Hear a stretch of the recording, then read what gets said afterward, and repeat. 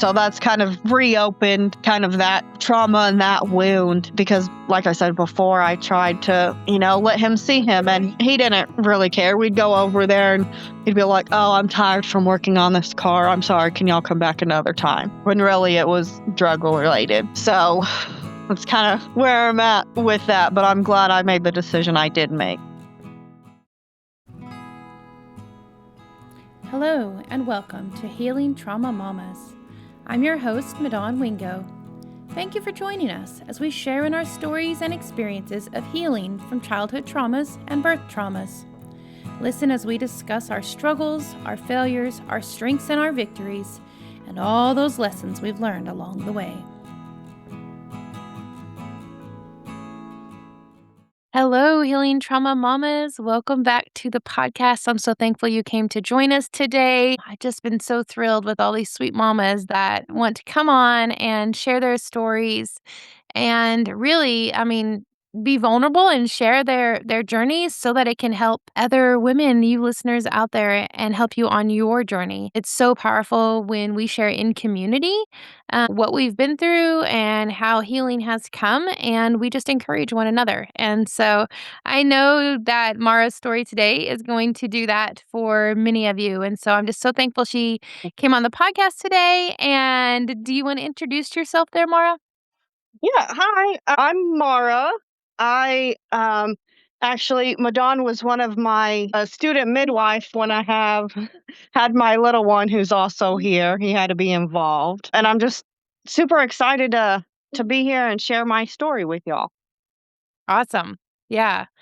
So, well, we can start wherever you would like to start, as far back as you would like. I've had people like me sharing on the story where we start from, birth, our own births, and then getting to, the births of our children. And I'm happy to start wherever you would like. You were a very special case that I got to be, I would say case, but a very special client that I got to help with when I was newly a student midwife. And you've been so sweet to me throughout the years and even coming when I was recovering from surgery and coming to see me. And just very special, you and your family. So I would love to if you share with the listeners more about your journey and learn myself more about your journey and how the Lord's brought you to where you are today. Yes, sorry, having to move. Yeah, so I actually was a home birth myself. My mom actually had me. Um, the midwife actually didn't show up, so one of her friends actually delivered me at home. And so I knew I was actually, for a while I was addicted to drugs, and I actually went to rehab and sober living. And when I was out in California for sober living, is when I found out I was pregnant with my little one. And he's my little miracle one right now because I also have polycystic ovary syndrome. And so I really didn't think I'd ever be able to have kids. And so when I found out I was pregnant with him, I knew that I also wanted to have a home birth. And so that's how I was lucky enough to meet you through Jaquetta. And I was so glad for that because you helped so much. But it wasn't always easy. Unfortunately, his biological father is an addict still. And when we came back from a doctor's appointment, well, when I came back, but obviously little one was with me, he was still using in the house and I had to leave. And it was really hard. It was really hard, having to give up what I thought my perfect little family was going to be. And I struggled with that so he's almost 4. So I don't know, since he was almost 2, the past 2 years of just, worrying that he's going to do something to us or, hurt me so he can have the little one. And luckily right now he's in prison, but I know eventually he'll get out. I have a protective order, but that still doesn't make me feel safe. A piece of paper doesn't always protect you from what people really want. Yeah. So,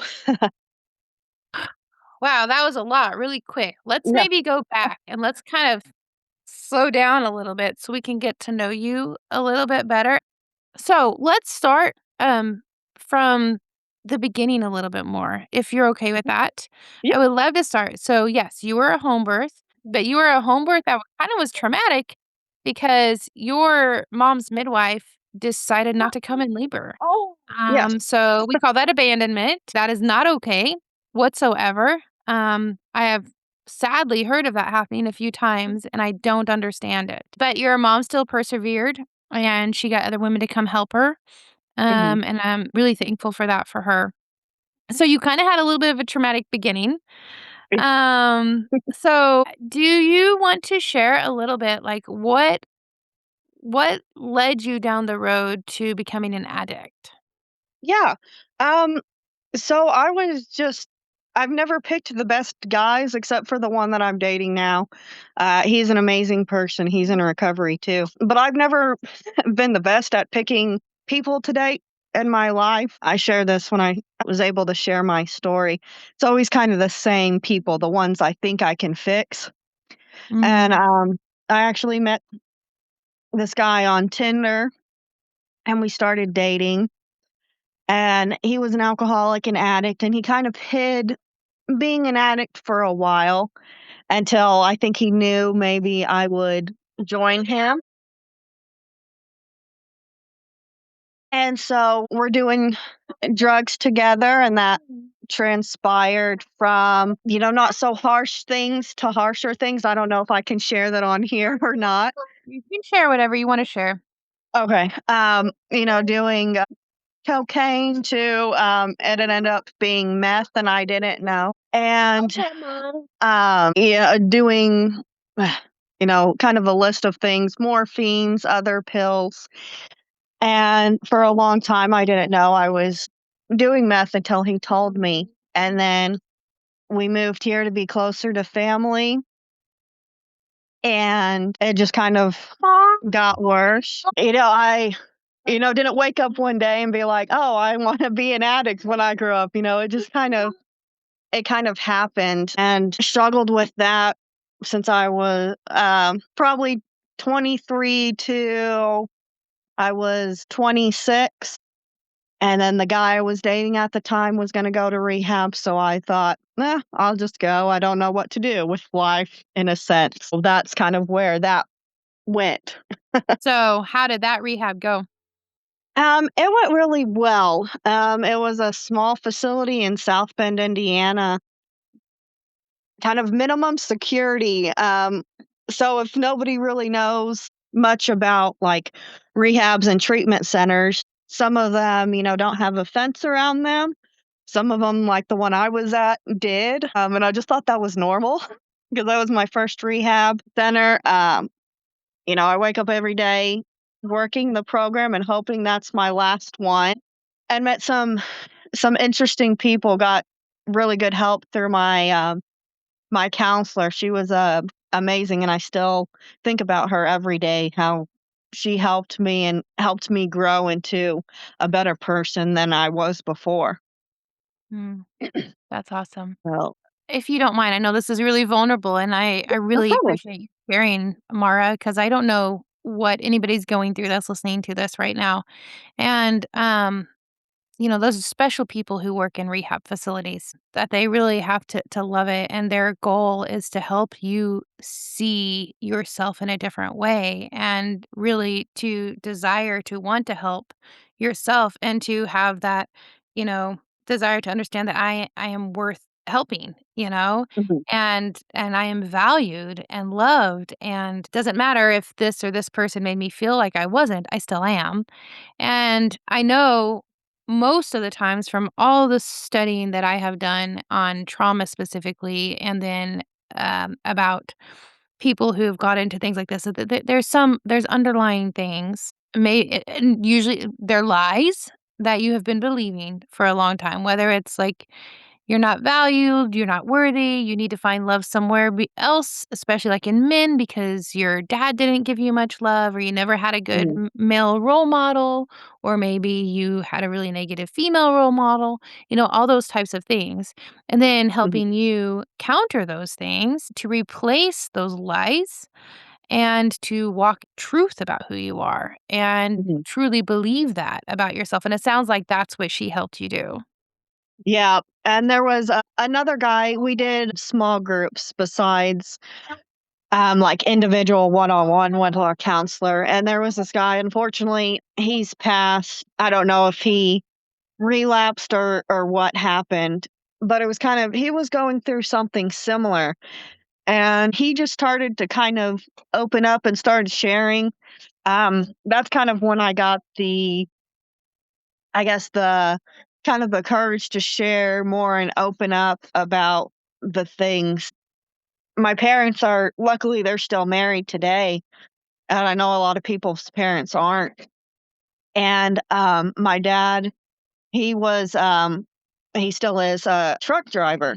And when I was growing up, he was working nights. He got off like at 3 a.m. in the morning. So it was kind of like our mom was just a single mom. And so looking back, I think a lot of um,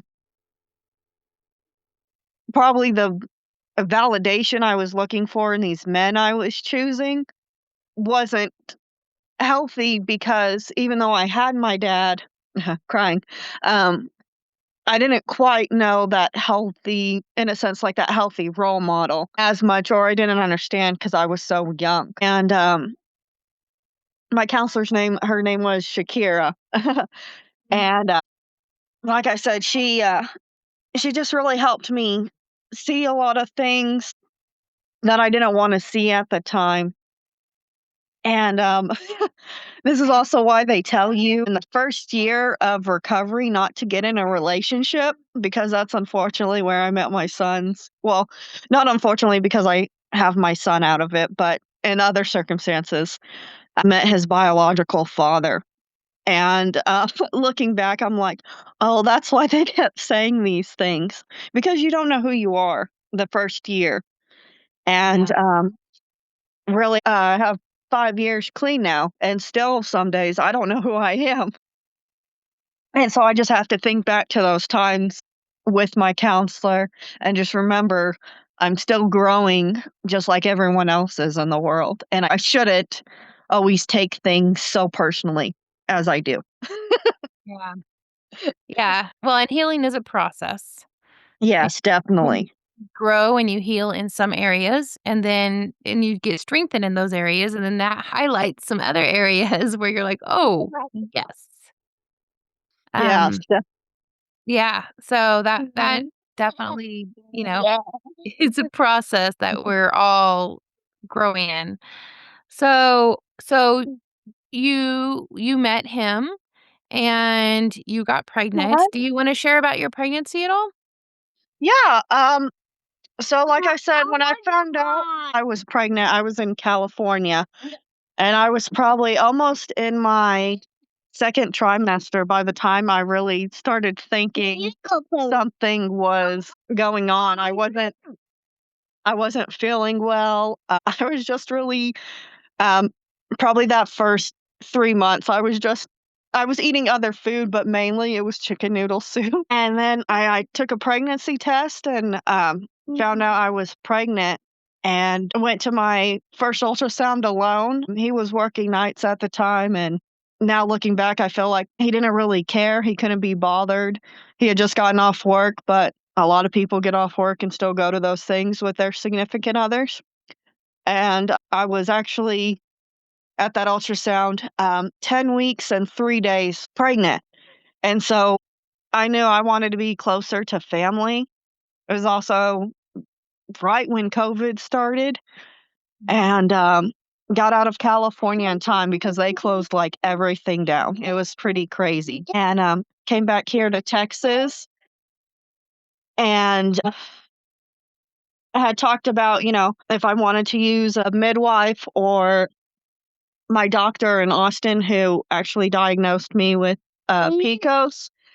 and I decided I wanted a midwife, and we knew Jaquetta, and that's how we met you. And I was driving 4 hours to Midland once a month, having checks, and then I did my anatomy scan in Austin.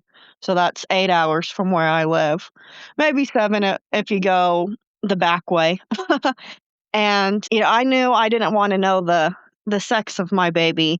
I wanted it to be a surprise. And his biological dad and his mother insisted that they had to know so they could make blankets. And looking back too, he was very narcissistic and gaslighting and stuff like this. So I played along. I just told the tech I didn't want to know and to write it on paper. And it was actually ruined a few times, like at the baby shower and stuff, but they tried to cover it up. And the last probably 4 months, I was very stressed. He was hiding, like I said, his drug use, and I felt like I was going through everything alone. And then we had an Airbnb in Midland, Yeah, so and tell everybody how far you were traveling for your midwife appointments. yeah, so I was traveling 4 hours each way for my midwife appointments because where I am, we have midwives, but at the time she didn't have a license. She was working under her daughters, and I just didn't feel comfortable like I did with you and Jaquetta. I felt like my needs were going to be heard better, and they definitely were. And towards the end, that last um, what was it? The last month. It's this little one just I also had to have a version with him. He had to be turned manually. That's a big story about that too, actually. Like, I feel Yeah, like you could share just because he was yeah, persistently breech, yeah, and we had talked about, Jaquetta, I don't believe, was comfortable with breech for a first-time mom, yeah, and so your options was to get an ECV, which is an external cephalic version, and you have to go in to see a doctor to be able to do that, and they generally will do it in the surgical room. So and generally, they actually will give you some meds to do it as well, because it can be very painful. And they yeah, have to really watch the placenta, watch the baby's heart rate, watch everything while they're doing it, just to make sure that it is going to be, that everybody's handling it well, because it can be yeah. intense. And Yes, so definitely. we got that doctor who agreed, a local doctor here, she agreed to do the ECV for you, and we Yes. came in, and, I don't wanna take away from your story, but I just remember how one of they didn't understand that you had been an addict. And Mhm. so they kept pushing because they were like, "It's gonna be really painful, and you really should get the meds. Why do you keep declining the meds?" And you just kept telling them, "No, I'm not doing it. I'm not doing it." Yeah, And I remember I finally looked at the anesthesiologist and I was like, "She is an addict, and she has said no. She doesn't want anything in her system." And that's what you said several times. Like, "I don't yeah, want anything in my system. I am not doing it. I can tough it out." mhm, And, we went in that room. It was the first time I got to be in the surgery room for them to do an ECV, and, mhm. oh my goodness, it was intense. Yeah, Like, the doctor was sweating, and she was working so hard, and we'd have to pause for you to take a breather, and then try again and continue. And I know that it was very hard, and it was painful, but it was successful, and that was yeah, amazing. But, I'd love if you wanna share a little bit more on your side of that, what that looked like. yeah. So I remember the I think she was a resident doctor coming in and asking because they had me hooked up to the fetal heart monitor and everything, and asked me, "Do you feel that?" And I said, "Feel what?" She's like, "You're having contractions right now." I was like, "Oh, am I?" Because with him being breech, I just really wasn't feeling any kind of Braxton Hicks contractions, anything like that. And so I don't remember what they gave me to help slow those down because she said if we don't slow these down, it's going to be harder. Tributaline. True, okay. And they gave me the medicine, and slowed it down, and I do remember the anesthesiologist being in there and being very adamant, and that was probably the biggest time in recovery too, but, I felt in my pregnancy that I had to advocate that, "No, I don't want these things," you know, "Quit asking." And they wheeled me, into the OR room, and like I said, that was during COVID, so everyone had to have a mask on, and I still have that mask, actually. And the doctor came in, and she was like, "She doesn't need that. You don't have to strap her down," and, I get the ultrasound out, and, she's doing her thing, and I'm trying to breathe through it because, it was very painful. Uh, Trying to think the best way to explain it is just so much pressure, not necessarily from her hands manually turning him, but just him having to move and, had to take, I know, at least one big break, maybe there was another. I was like, "You gotta give me a second to catch my breath as best I can," and, luckily, it was done, and I was able to head to, Midland from Sweetwater, and actually from Sweetwater to Midland, I was able to feel what contractions were like with him now being head down, and that whole time I was just holding the car door, like, breathing, because, like I said, that was the first time I'd ever felt contractions my whole pregnancy with him, and it was just a very interesting experience, to say the Yeah. least. Well, and I was thinking people might ask, like, why did they care that you were having contractions? But during an ECV, they need your belly to be as soft as possible. They don't need you Yeah, having a contraction while trying to do it. So that's why when we realized you were having contractions, that's why they were like, hey, we need to settle these contractions down so that we can do the ECV. And then yeah. I remember the doctor, and she was like, because then the anesthesiologist like, great, then we're having a baby here, and she's like, no, she's going home and having her home birth. Yeah, and I had a little, like, worry on my face because they kept making it sound like, "Okay, you're gonna have this, if this doesn't work, a C-section, like, today." And I'm like, "Oh my gosh," like, then I got a call and blah, blah, blah, and so there was that once that doctor said, "No, she's doing this and she's going home," I was like, "Oh, okay." Yes. I had a Yeah, big sigh of relief. for sure. Well, and I just think it was just so like, the staff, that's nothing they'd really experienced before. That wasn't Mhm. anything that, they had seen done before, not to do the ECV and then like, "Oh, yeah, she's having contractions, but go home, have your baby." That's Yeah, just not something that they, normally encounter. So it was right. quite different. So then you drove all the way from Sweetwater back to Midland, which is about an hour and 45-minute drive or so. Then did labor continue? No, I think that was just the first time I had really had any pressure, like, on my cervix that wasn't his butt or I guess his butt, really.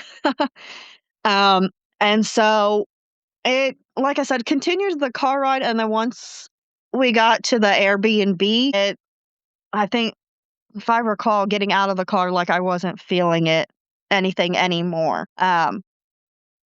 And so that was very nice, to be able just to get into the house and relax and everything, since it had been kind of an eventful day. Yeah. Yeah, very eventful. Yeah, Yes. so when after the ECV, when did you go into labor? So I started contractions on the 21st about 6 p.m. And that day before, we were at church, and Jaquetta and you had said, usually if you're having contractions the same time every night or at a certain time, that usually at that time is when labor will start. And so my first kind of mild contractions happened Saturday the 20th. And I was sitting in church, and the priest was giving his homily, and I'm just breathing through it and like, "Okay, we gotta please, like, hurry this up, Father. I gotta get home."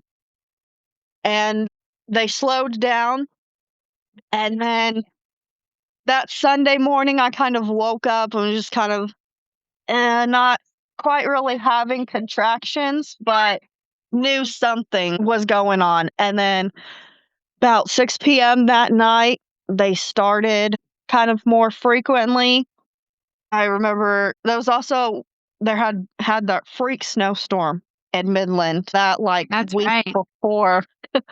And I was nervous. I was like, "Mom, what if, like, Jaquetta and Madon can't get here? Like, oh my gosh." And Jaquetta said, if I have to, I'll have, like, Matt drive us." And, I was like, "Okay." But luckily at that time, the snow had, like, melted off the roads and it was passable. And like I said, they kinda were getting stronger through that night. I reached out to his biological dad and said, "Hey, you probably need to come." It took forever, it seemed. Y'all were there monitoring. I asked, you know, I knew I kinda wanted to have a water birth. So, when I would had progressed enough, I remember I was able to get into the birthing pool and kind of labor there, and, then, I spent what felt like the whole night in there. Um, and, You were in there a long time. yeah.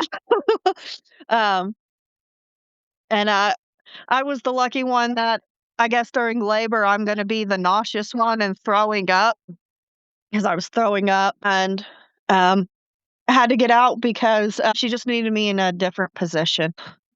Kind of tried all the positions and, finally at, 11:27 that morning, little one was born, and, he was a big one. Apparently, I don't recall this, but I had to, like, push him all the way to his ankles, it seemed.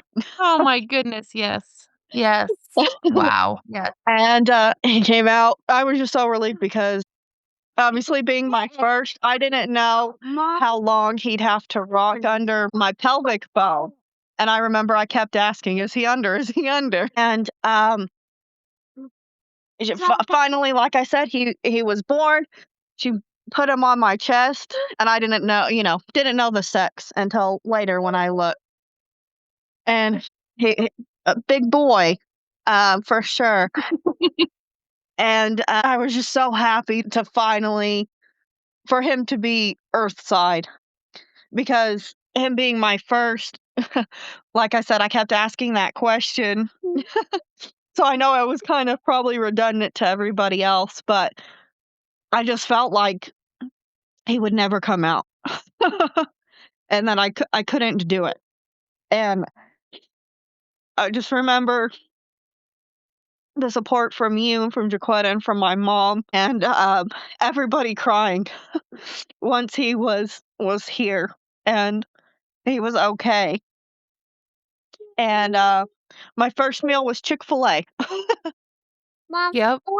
and, Mom, I want my like I said, he was 9:13, and I was all like, "My gosh," like, none of us thought he had to put that on the last, like, couple weeks before he was born because none of us saw that coming. Yes. Ugh. He was so big. Remind me, I didn't quite hear it cut out. How big he was, remind me? He was 9:13, Okay. and 21 inches long. Yeah, he was long. Yeah. And I was like, "Where were you hiding any of that?" Yes, because you do not seem to have that much space to have that big of a baby. Yes. Yeah. Yes, for sure, and he was, we did I think, as a person there with you too, like, we felt the same thing a little bit like, "Okay, there's more and more baby coming, where is the end here?" You know? Yep. Like, you were pushing and pushing and pushing, and I guess I lost track of how long you pushed, but it was the longest crown I've ever seen. Yeah. Yeah. Yeah, I know what definitely. I know when I asked altogether, it was 19 hours, I guess, in labor, and really from what did she say? And I could be saying it wrong, about 9-ish is really when it was getting down to the nitty-gritty of, "Okay, we gotta, start Yeah. getting this going more." Yes. Yeah, and he needed a little bit of help when he was born, but Yes. yeah. and then he did great. Yep. Kept up and did really well, and yes, we were all crying. Yes. Yep, for sure. Remember that very well. Well, so how with all of that, hard labor that you did excellent, you absolutely rocked it, and with all that you had leading up to it, how do you feel like you did in the postpartum? How did any of that affect you for the postpartum? I think I did okay. My mom was watching me really closely to see if I'd get the super baby blues or anything. I wasn't, me and his biological dad were still living together, up till he was 6 months old. So, really, the only time I had help is when I was over at my family's house. I'm sure he'll try to say, well, I was working long hours, blah, blah, blah. But again, I know there's plenty of people out there that work long hours and help their spouse. So I kind of felt like at home I was doing things on my own. He really didn't want to help with changing of diapers or, bringing me stuff while I was not breast- breastfeeding. Um, so, like I said, I only felt like I had help when my family was around. And so I probably, on like a small degree, I was a little depressed, but not super, super duper like baby blues or anything like that. Yeah, good. Well, and I know your mom was keeping a close eye on you, Hmm. and that was helpful. Yeah. So, past that, so then obviously, as you mentioned before, there was some struggles there relationship-wise. Hmm. Found out he was still using. How have you done with all of that? Um, so at first it was really hard. I thought I'd have this, in air quotes, perfect little family. And so when I really found out, I tried. I did try to make it work where he could see his son, and then it just got to a point where he was, drugs make you very psychotic and not in your right mind, and he got really out of his mind, and I was afraid to leave the house. And we were actually away for, my youngest nephew to be born, and he was showing up at my sister's house. He was vandalizing her car, and, so my dad called the cops on him, and he was put in jail, and I decided, I need to talk to a lawyer, and, took what seemed like ages, got a protective order. He's trespassed, which never stopped him from, again, slashing my tires. Think that was last 4th of July. Terminated his rights. That was long and hard for me, a long decision, because his family doesn't live here, and I just felt, he could have been here for the first court hearing. He was in Houston, and he didn't, make an effort. There was plenty enough time by the time he got served to get here. And he didn't, that just kinda shows me he didn't really care. The child's just a pawn in his game. And, so I really did struggle with the terminating his rights. But in my mind, if you're not making an effort, his family doesn't really make an effort to even know their nephew or grandkid. It's like, I'm not gonna force that. It's not in my thought, it's not a child's place to be in adults' lives. It's the adult's responsibility. And so I sometimes still make jokes around Thanksgiving, Christmas. Oh, not even a text message of, "Hey, can we get a picture?" Because I know they're not gonna do it. They think I'm, the bad person, and I'm okay to be the bad person in their narrative. I've learned, that's okay. You don't have to always be the good person in everyone's narrative. And, like I said earlier too, he's in prison. He's in prison right now for, but well, I think he was charged with the original harassing and stalking is what he's in there with. But last time I checked, he could be charged with 4 charges because he's tried reaching out through third parties. when he's not supposed to.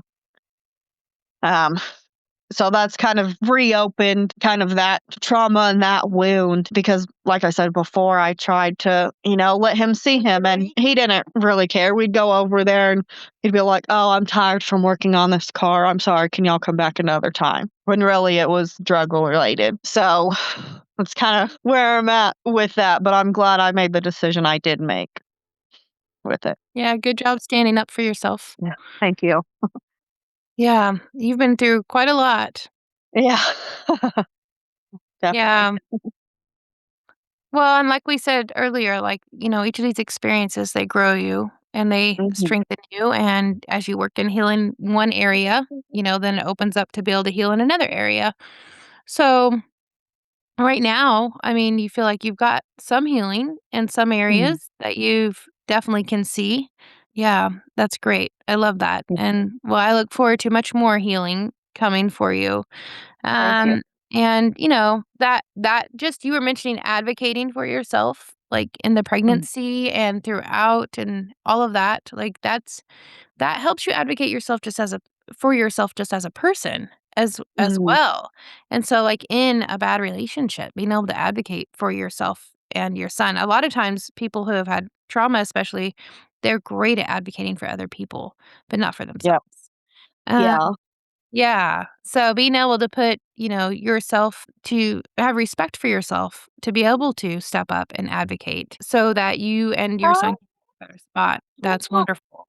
Yes, and, for a while, I wasn't able to do that. There were times I recall 2 times I tried to leave, on different occasions, and everyone always says, "Oh, if they ever did this, I'd leave," and it's so easy to say until you're in that situation. And one time we argued about something, I don't even remember now, and it was about I had been very adamant that I didn't want bottles because I was breastfeeding and my son was tongue tied and lip tied. So he's already having that issue. And I didn't want for him that confusion of switching back and forth. And his family had gotten bottles. And the argument was about that. And he smashed the bottles and he grabbed my frozen breast milk out of the freezer and threw it outside. And so I run out there and grab it. And by this time, because he's yelling outside, neighbors are coming out. And I ask one of them, "Can you hold him so I can go get stuff?" And he tries to grab the baby from this person. And she has kids, and she's like, "No, I'm not giving you this baby. You are way too angry, and you're not in your right mind. No." And I left, and I stayed at my sister's. And a couple days later, I go back because the "I'm sorry, blah blah blah. It'll never happen again" stuff. And again, it happens another time, and he wouldn't let me out the front door. He, like, stands in front of the front door, and he's 6'1", 6'2", and I'm 5'3" and holding a baby, and I'm like, "Just please move, please move."